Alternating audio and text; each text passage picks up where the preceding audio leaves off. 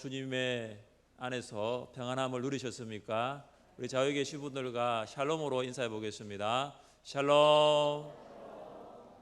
사랑하는 성도 여러분, 신자가 살아가면서 누릴 수 있는 복, 최고의 복이 무엇일까요?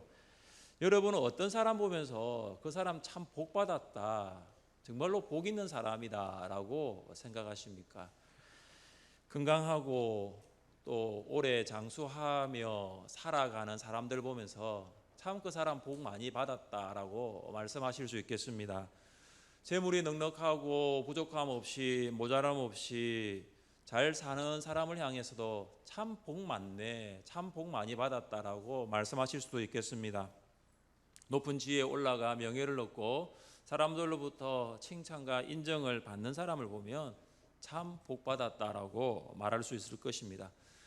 육체적인 건강, 또 세상적인 재물, 또 사회적인 지위와 이런 위치들이 복이 될 수 있습니다. 그런데 여러분, 이것이 복이라고 생각한다면 신자가 생각하는 복과 불신자가 생각하는 복이 크게 다르지 않습니다. 신자가 누릴 수 있는 최고의 복은 무엇입니까? 하나님을 예배하는 것입니다. 피조물인 인간이 창조주 하나님을 예배할 수 있다는 것, 복입니다. 유한한 인간이 영원하신 하나님을 예배할 수 있다는 것, 복입니다. 연약한 인간이 전능하신 하나님을 예배할 수 있다는 것, 복입니다. 여러분은 이 복, 최고의 복을 누리고 계십니까? 주일은 창조주 하나님, 영원하신 하나님, 전능하신 하나님을 예배하는 복된 날입니다. 그래서 오늘은 우리에게 하나님의 복이 충만하게 임하는 날임을 믿으십시오. 코로나19 가운데 신앙생활하고 계신 여러분, 하나님을 예배하는 최고의 복을 누리고 있습니까? 만약 우리가 이 복을 누리지 않고 있다면 이 시간 하나님께 주시는 말씀을 통하여 그 복을 누릴 수 있기를 주님의 이름으로 축복합니다. 어떻게 하면 이 최고의 복을 누릴 수 있을까요? 첫째, 최고의 복을 누리기 위해서 우리는 교회를 사랑해야 합니다. 한번 따라해 봅시다. 교회를 사랑합시다. 교회를 사랑합시다. 사람마다 사랑하는 대상이 있습니다. 사람마다 그 사랑하는 대상이 다를 수 있습니다. 사람이 다르니까 그들이 사랑하는 대상도 다를 수 있는 것 매우 자연스럽습니다. 사랑하는 대상을 보면 그 사람이 요즘 무슨 생각을 하며 살아가고 있는지 알 수 있습니다. 사랑하는 대상에 따라 관심이 달라지고 우선순위가 달라지기 때문입니다.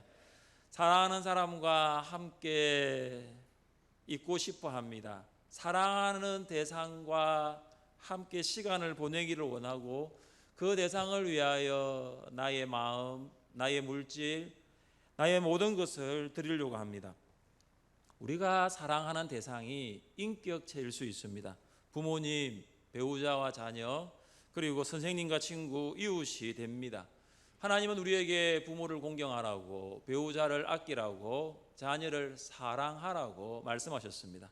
사실 이 사랑이라는 것은 인격체를 향해 사용되는 것이 통상적인 용례인데 요즘은 이 사랑이라는 단어가 인격체가 아닌 비인격체, 사물 또 혹은 동물에게도 사용됩니다. 꽃을 좋아하시는 분들이 있습니다. 그런데 꽃을 좋아하는 수준을 넘어 꽃을 사랑하기까지 합니다. 그래서 꽃사모라고 있습니다. 꽃을 사랑하는 사람들의 모임. 강아지를 좋아하는 사람들이 있습니다. 그런데 강아지를 좋아하는 수준을 넘어서 강아지를 가족과 같이 인격체와 같이 사랑하시는 분들이 있습니다. 이런 분들이 하는 모임이 있습니다. 강사모라고 있습니다. 강아지를 사랑하는 모임입니다. 커피를 좋아하시는 분들이 있습니다. 기호식품으로 있으면 먹지만 없으면 마시지 않습니다. 그런데 사랑하시는 분들은 결코 커피와 떨어질 수가 없습니다. 그래서 이런 모임도 있습니다.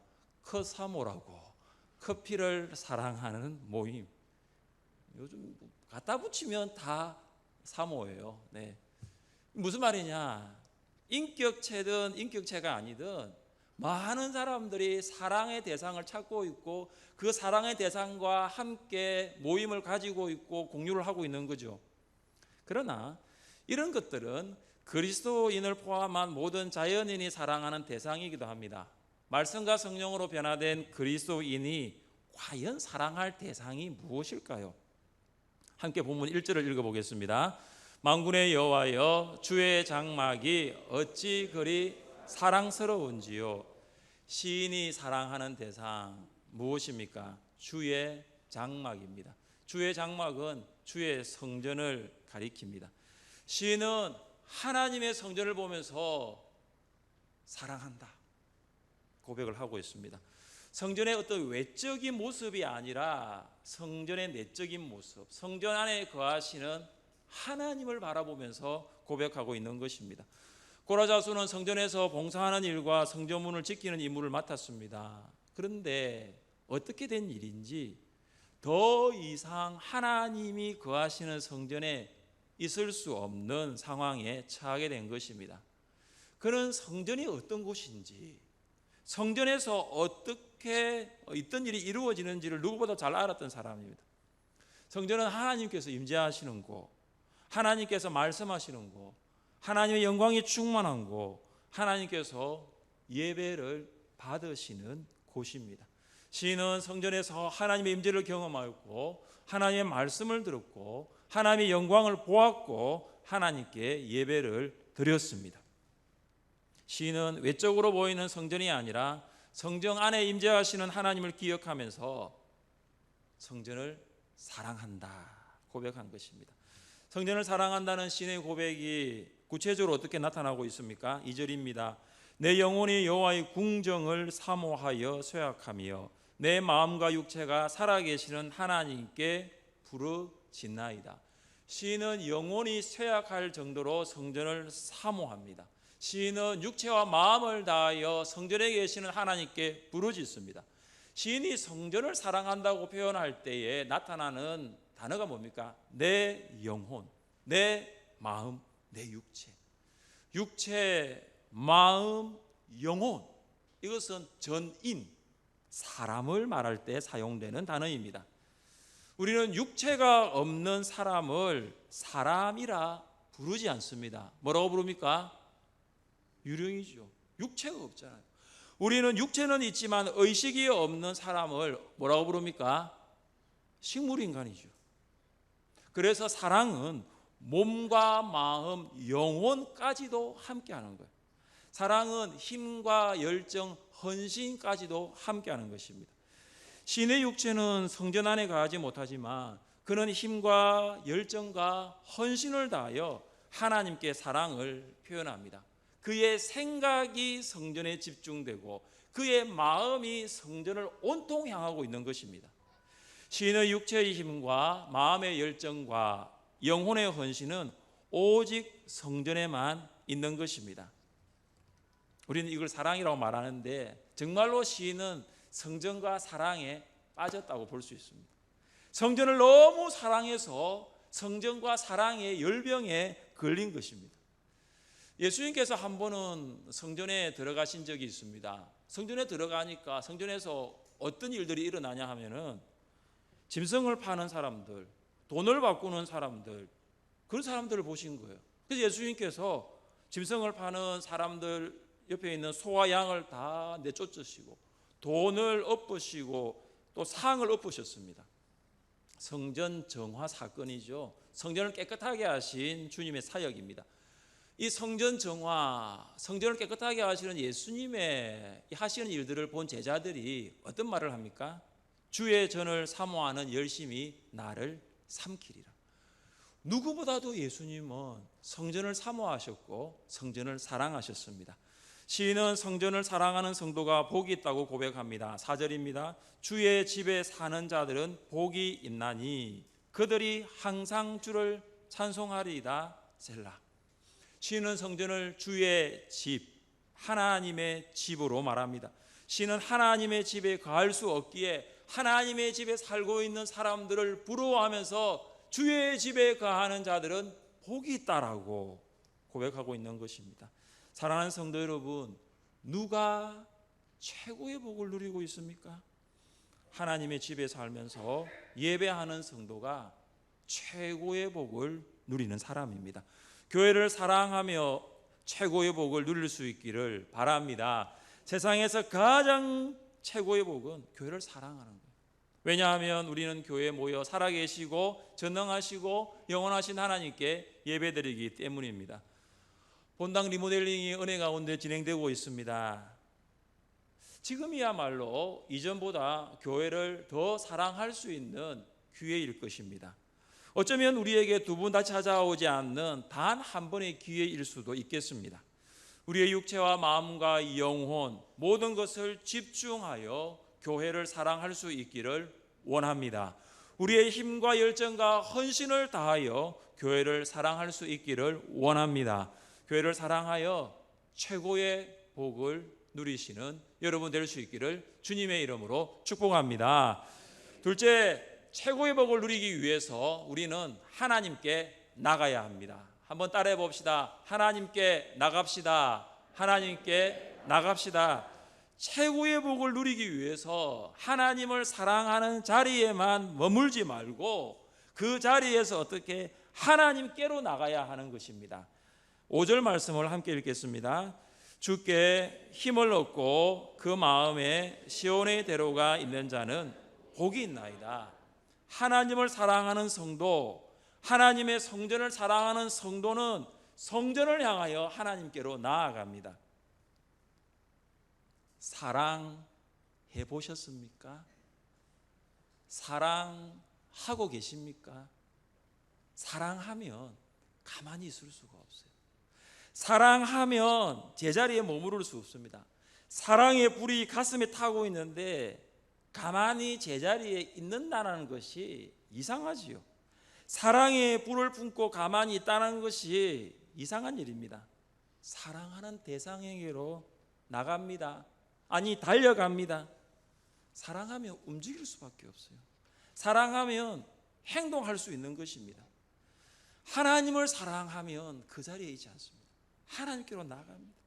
교회를 사랑하면 그 자리에 있을 수 없어요. 교회로 나가는 거예요. 이걸 어떻게 설명할까요? 철학적인 개념에서 설명할 수 있을까요? 경제적인 논리로 설명할 수 있을까요? 그냥 하나님 사랑하니까 하나님께 가는 거예요. 그냥 교회를 사랑하니까 교회로 가는 거예요. 여러분, 이것이 신앙입니다. 여러분, 신앙은 철학적인 논리, 관념, 경제적인 이해 덕실이 아니에요. 여러분, 신앙은 복잡하지 않습니다. 정말로 단순합니다.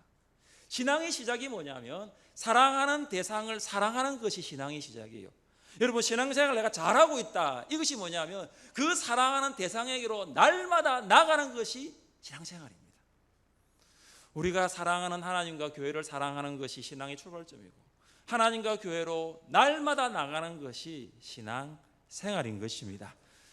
중고등부 시절에 제가 예배를 드릴 때에 그 예배 가운데 저희는 이제 SFC라고 학생신앙운동이라고 있었습니다. 그 SFC에 보면 SFC 강령이 있습니다. 이 강령이 여러 가지가 있는데 그 강령의 가장 마지막이 생활 원리라는 부분이 있습니다. 그 생활 원리가 참 단순한데 신앙의 핵심이죠. 하나님 중심, 성경 중심, 교회 중심. 이게 생활의 원리입니다. 이걸 이제 예배 시간에 이제 강령을 제창했지요. 우리 한번 따라해 봅시다. 하나님 중심, 성경 중심, 교회 중심. 저는 이 강령을 보면서, 이 생활 원리를 보면서 지금도 변함이 없는가? 그 어린 시절 중고등부 예배 때 이 외쳤던 우리 생활 원리는 다음과 같다. 하나님 중심, 성경 중심, 교회 중심. 정말로 이것이 지금의 내 신앙생활에도 변함이 없는가? 지금도 나는 정말로 하나님 중심, 성경 중심, 교회 중심으로 신앙생활을 하고 있는가? 코로나19 가운데 우리의 신앙은 과연 하나님 중심, 성경 중심, 교회 중심입니까? 하나님을 사랑하여 하나님께로 나아가는 성도의 마음에는 대로가 있습니다. 지금이라도 당장 단걸음에 하나님께로 임재하시는 성전으로 달려가고 싶습니다. 하나님을 사랑하기 때문에 조금이라도 더 빨리 더 서둘러서 성전에 가고 싶습니다. 하나님께 가고 싶습니다. 마음은 그런데 현실이 그렇지 않습니다. 지금 고라자손 이 성도의 마음에 하나님과 시온의 대로가 있는데 현실이 그렇지가 않아요. 우리 6절 말씀을 읽어보겠습니다. 그들이 눈물 골짜기로 지나갈 때에 그곳에 많은 샘이 있을 것이며 이른 비가 복을 채워주나이다.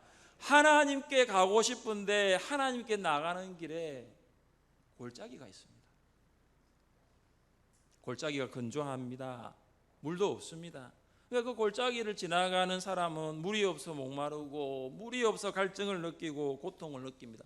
그래서 그 골짜기는 눈물 없이 갈 수 없는 눈물의 골짜기인 것입니다. 우리는 하나님께로 나아가려고 할 때 골짜기와 같은 고난을 만납니다. 부모님, 배우자, 자녀들이 말하죠. 왜 가려고 하느냐? 왜 하나님께로 나아가려고 하느냐? 연약한 육신으로 인하여 하나님께로 나아갈 수 없는 그런 마음이 듭니다. 하나님께로 나가고 싶은데 몸이 도와주지 않은 거예요. 하나님께로 나가고 싶은데 직장이 그렇지 못합니다. 짝믿은 가정과 연약한 육신과 직장이 마치 골짜기와도 같습니다. 사랑하는 성도 여러분, 하나님께로 나아가기 위해서 골짜기를 지나가야 한다는 것을 기억하십시오. 하나님께로 나아가는 길에 골짜기가 있다는 것을 안다면, 하나님께로 나아가는 길에 골짜기 가운데 역사하시는 하나님을 믿는다면 그 길로 들어갈 수 있어요. 우리가 골짜기로 들어가면 하나님께서 일하십니다. 하나님께서 일하시면 메마르고 건조하고 흙먼지 날리는 골짜기가 샘물이 솟아나오는 샘터가 될 줄 믿습니다. 하나님께서 일하실 때에 눈물 흘리며 지나갈 수밖에 없는 골짜기가 기쁨으로 지나갈 수 있는 기쁨의 골짜기가 될 줄 믿습니다. 하나님께서 눈물의 골짜기를 기쁨의 샘터로 바꾸어 주십니다. 할렐루야.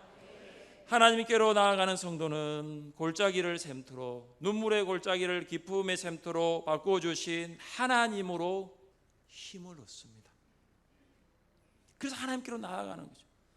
결국 하나님께로 나아가는 것은 나의 힘이 아니라 하나님의 힘이라는 것을 알게 되는 것입니다. 오늘 여러분 이 예배의 자리에 어떻게 나오셨습니까? 하나님을 만나는 이 예배의 자리로 어떻게 나오셨습니까? 이 자리에 우리가 나오게 된 것은 하나님께서 우리에게 힘 주셨기 때문임을 믿습니다. 하나님께서 주신 힘으로 나온 거예요.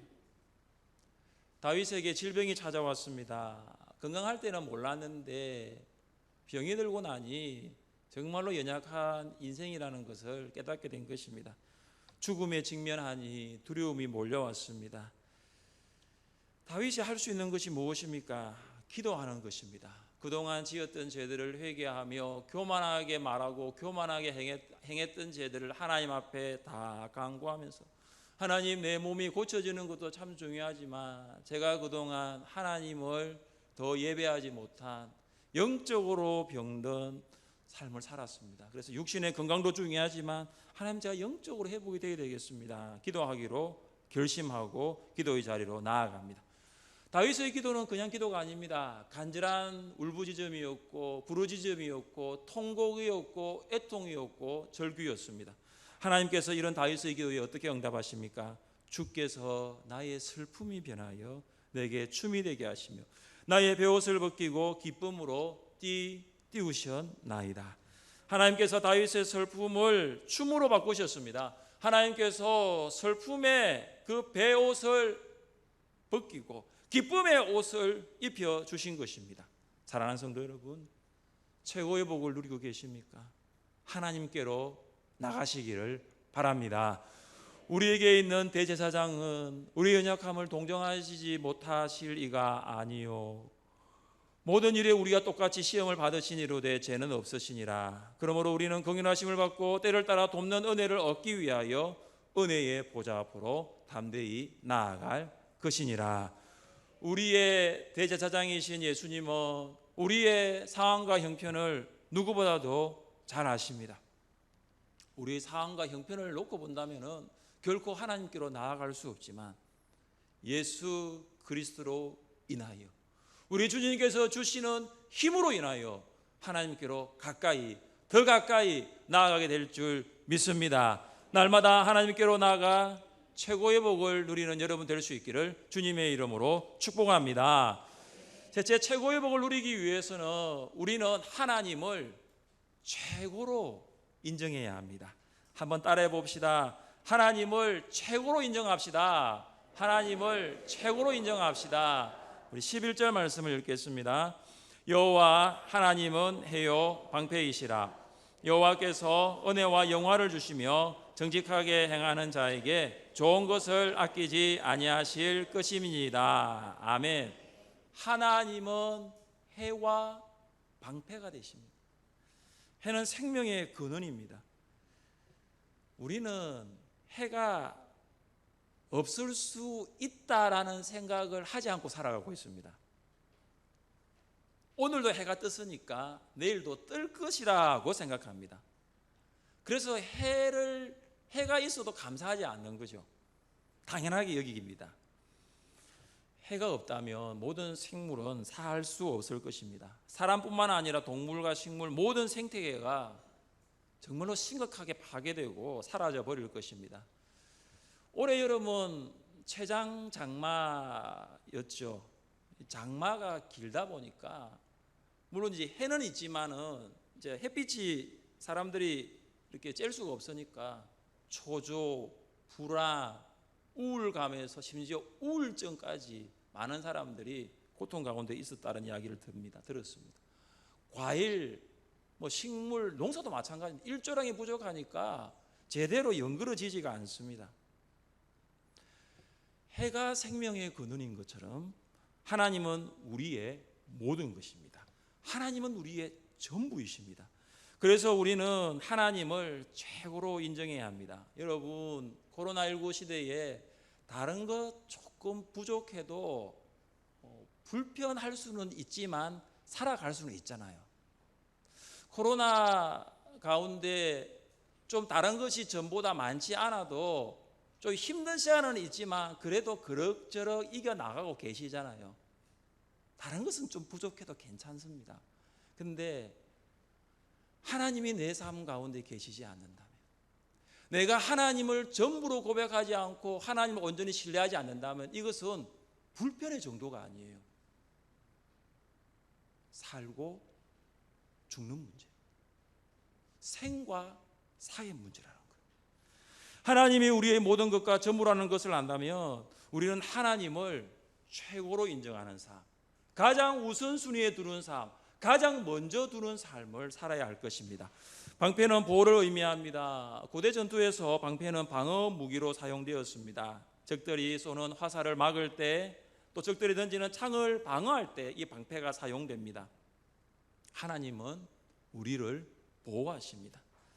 요즘 우리를 공격하는, 또 무너뜨리는, 무기력하게 하는 많은 것들이 있겠습니다.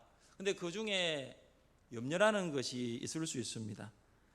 염려하지 않고 살 수 있으면 얼마나 좋을까요? 그런데 염려가 잘 떠나가지 않습니다. 지난 한 주도 여러분 살아가시면서 염려하면서 살지는 않으셨습니까? 코로나 때문에 물질, 건강, 관계, 자녀, 앞으로는 또 어떻게 될까? 미래에 대한 염려들, 정말 이 염려의 어떤 부분들이 열가기 시작하면 많을 것입니다. 그런데 이 염려가 얼마나 우리를 붙어 다니는지, 떨어지라고 해도 떨어지지도 않는 것 같아요. 우리의 방패이신 하나님께서 우리에게, 염려하는 우리에게 주시는 말씀이 있습니다. 아무것도 염려하지 말고 다만 모든 일에 기도와 간구로 너희 구할 것을 감사함으로 하나님께 아뢰라. 그리하면 모든 지각에 뛰어난 하나님의 평강이 그리스도 예수 안에서 너희 마음과 생각을 지키시리라. 방패이신 하나님께서 주시는 두 가지 명령이 있고 한 가지 약속이 있습니다. 아무것도 염려하지 말라. 모든 일을 기도하라. 우리가 하지 말아야 할 것이 무엇입니까? 염려입니다. 그러나 우리가 해야 할 것이 있는데 그것은 무엇입니까? 기도입니다. 근데 우리는 반대로 살아갈 때가 있지 않습니까? 하지 말아야 염려를 하고 해야 할 기도는 하지 않는 거예요. 우리는 말씀과 일치된 삶이 아니라 말씀과 정반대의 삶을 살고 있습니다. 하지 말아야 할 염려는 하지 마세요. 그리고 해야 할 기도를 시작하세요. 그러면 하나님의 평강 샬롬이 우리의 마음과 생각을 지키십니다.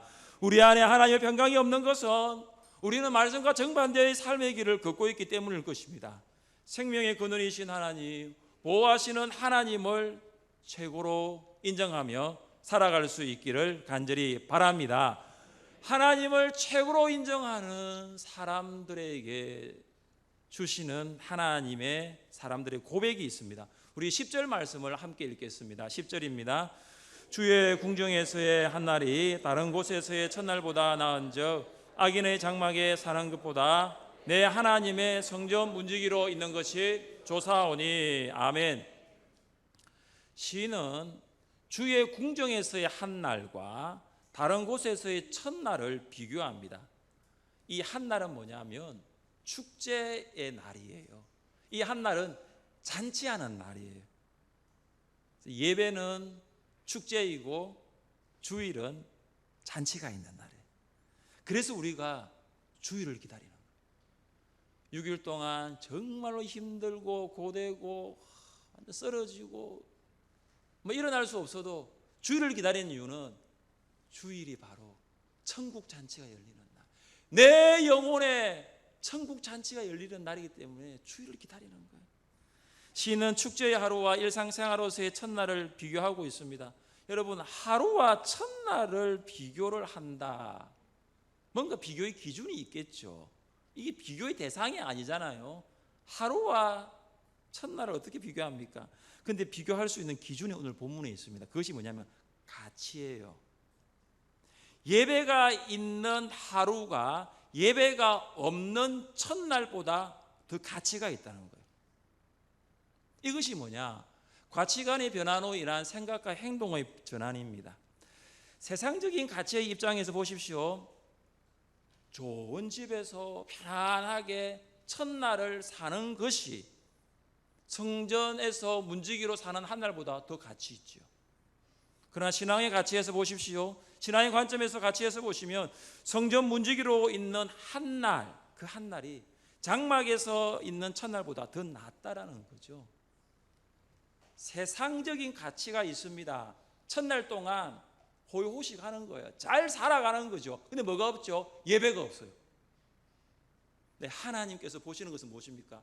그렇게 살지 않아도, 그렇게 살 수 없어도 나와 함께 하루를 머무는 것이 더 가치 있는 거죠.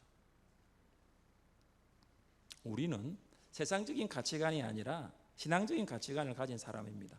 주일은 내 영혼의 최고의 축제의 날이고 내 삶의 최고의 잔치날입니다. 우리가 잔치집에 갈 때, 잔치에 갈 때 예복을 입고 가잖아요. 빈손으로 가지 않습니다. 주일이 내 인생의 잔치라고 하면 우리는 예복을 입고 하나님께 드릴 헌금을 준비해야 함이 마땅합니다. 거기에 하나님을 향한 사랑이 있기 때문입니다. 주일부터 시작되는 축제가 주중까지 이어질 것입니다. 주일부터 시작된 잔치가 비록 고된 세상 가운데 살아가더라도 주일날 시작되는 이 잔치가 세상 가운데서 누리게 될 것입니다. 왜냐하면 최고의 복을 주시는 최고의 하나님을 만났기 때문입니다. 우리는 최고의 복을 누리는 사람들입니다. 한 주간도 이 최고의 복을 누리며 살아가는 축복의 사람 될 수 있기를 주님의 이름으로 축복합니다.